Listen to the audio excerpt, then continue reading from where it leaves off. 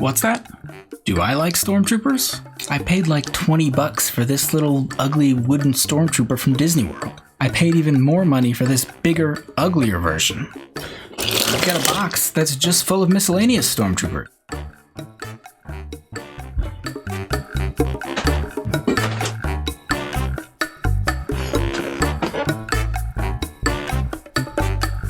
Yeah. Hey y'all, I'm Josh. This is Josh Build Stuff, and today we are building the brand new LEGO Stormtrooper helmet that just came out as a part of the helmet collection. This set costs $60 and consists of 647 pieces and says it's suitable for ages 18 plus. This is one of 3 new busts that LEGO just released, those being the Stormtrooper helmet, the Boba Fett helmet, and the TIE Fighter helmet. And from what it seems like, this new line of helmets is kind of controversial online. A lot of people aren't so sure how they feel about it, and in my opinion, LEGO set about a really difficult task in that they're trying to build very round, distinct looking helmets out of fairly small blocks. Personally, I would consider myself a slightly bigger fan of Stormtroopers than most, case in point. So I'm trying really hard not to be too critical of this set, but there are a couple of little details that I want to talk about in a second. First, let's talk about the box. So this is one of the few sets that LEGO has released that they're listing as 18 plus, and it doesn't seem that much more complicated than most LEGO sets. It's not any bigger than plenty of LEGO sets. But I think this kind of set definitely appeals to older builders. The box art itself is very sleek and modern looking. It's all dark with the cool contrast of the white Stormtrooper helmet on there. It costs $60, which may put that out of a lot of kids' price ranges. And it's clearly more of a display piece than a play piece. Let's also talk about the build itself. It was definitely a little more complicated than some builds, so the higher age range kind of makes sense. Basically, it's built the same as a Brickhead set would be, where you build some kind of cube with studs facing out, and then you kind of layer on the sides, top, and front piece by piece.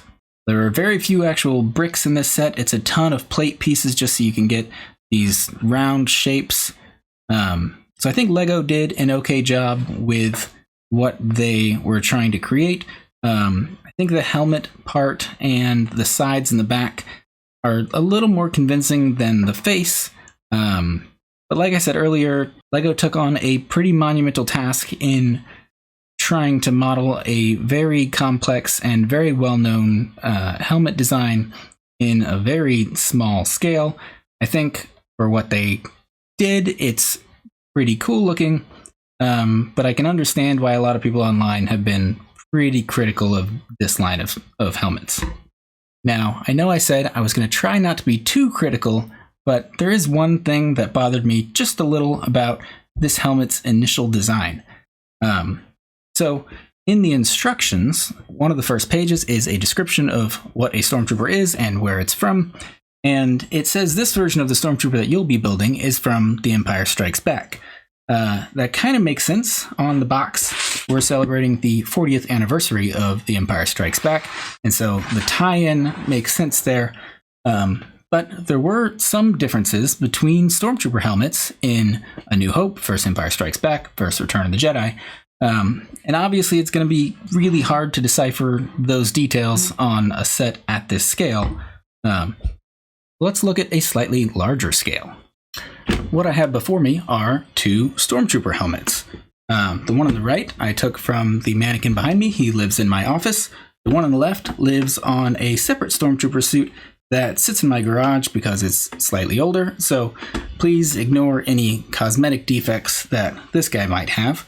But I brought these out here not to give an in-depth overview of every detail of Stormtrooper helmets, since these 2 aren't exactly movie accurate themselves, but there are some slight differences between the Stormtroopers in A New Hope versus Empire Strikes Back. And A couple of the differences that you can usually spot right away are the height of the brow line. You can tell that on these two helmets, they're slightly different. And the other big difference you see is on the frown, it's gray some places and it's black in other places. The frown is what I usually look for when I'm trying to distinguish where a helmet is from.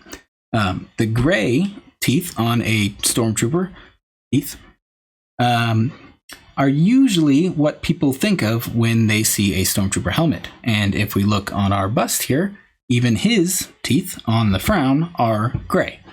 And on this guy, the frown is painted black. The black paint is usually more indicative of the Stormtroopers in Empire Strikes Back and Return of the Jedi. The gray frown, which I would say is the more classic look, is actually more indicative of the Stormtroopers in A New Hope. And so I said I wasn't going to be too nitty-gritty, but the fact that this Stormtrooper has a gray frown bothers me just a little bit because they didn't have to specify that this was an Empire Strikes Back Stormtrooper. Minor other details obviously aren't really distinguishable at this scale. Minor details that no one but myself is going to care about aside, let's talk about some other aspects of this helmet. One of the big things that I think a lot of people had a problem with when they first announced these sets, and may still have a problem with, is the size. So for $60, this isn't a huge Lego set. And for 600 pieces, it's packed pretty densely and it's got some weight to it. But that makes sense considering you had to make a lot of intricate shapes. The box lists it as only being 7 inches tall. And so I don't know what people were expecting. Obviously, they're not going to make wearable helmet-sized busts. So for what it is as a display piece that you might stick on a shelf, I think it's perfect size. But for $60, I understand that a lot of people would hope to get a little more. LEGO has, of course, made many versions of Stormtroopers in the past. I have a few of them with me here. Of course, we have the classic LEGO Stormtrooper minifigure, who is a personal favorite of mine. But in my opinion, they should have thrown a minifigure in with the bust, at least to sit alongside it. I think it would have been a nice touch. They make minifigures of Boba Fett and TIE fighter pilots as well, so they easily could have included one of those. In my opinion, I think the most comparable LEGO Stormtrooper they've made to date is actually the Brickhead's Stormtrooper from a few years back.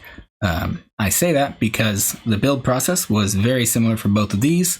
They both use some combination of plates to try to make a curved contour of a helmet, but with the Brickhead, they at least had the excuse that it's supposed to be a cubed head, and so I don't think they had to worry quite so much about getting that round dome look. Of course, we have the Stormtrooper from the Buildable Figures line that came out a few years ago. This may be the least LEGO of all of these sets because the helmet itself is just a molded plastic Stormtrooper helmet that could be from a LEGO set or could literally be from an action figure. And then last in this line of LEGO Stormtroopers is the LEGO Technic Stormtrooper from many years back. I think this set was 8008, and this may be the least accurate Stormtrooper in terms of general look and feel, but it's a personal favorite of mine just because of its classic nature, its kung fu karate chop action it's got going on, and the fact that it looks a little more like an abstract art piece than a Lego set or a sculpture of a Stormtrooper for that matter. But in my opinion, this set's a lot of fun and says a lot about where we've come in the progression of Lego Stormtroopers from there till now. So, my overall impressions. I like it. I think I have more reason than anyone to be critical of this set, but in my opinion, it's fun. I applaud LEGO for trying something new and different. I definitely want LEGO to make more sets that appeal to older builders like myself, and sets that can be played with, can be built, can be enjoyed, but also sets that look pretty good when you stick them on a shelf. And so I'm looking forward to displaying these on my shelves after I build the 3 of them. I think from a distance, this looks like a pretty good representation of a Stormtrooper helmet. It's definitely instantly recognizable. For the task Lego set ahead of themselves, I think they did a really great job. And so, personally, I'm glad I bought it. I'm happy with them. I can understand if everyone doesn't want to pay $60 for a 7-inch display piece. However, if you are one of those people who have a different opinion than mine, I would love to hear about it. Please leave me a comment. If you are someone who knows more about Stormtrooper helmets than I do, and I said stuff that was completely wrong, then please let me know in the comments. I'm looking forward to building the other helmets in this series, and I think I'll enjoy those builds too. As for you, I hope you enjoyed this video, and I hope you'll stick around because the speed build of this helmet is starting right now. See you in the next one.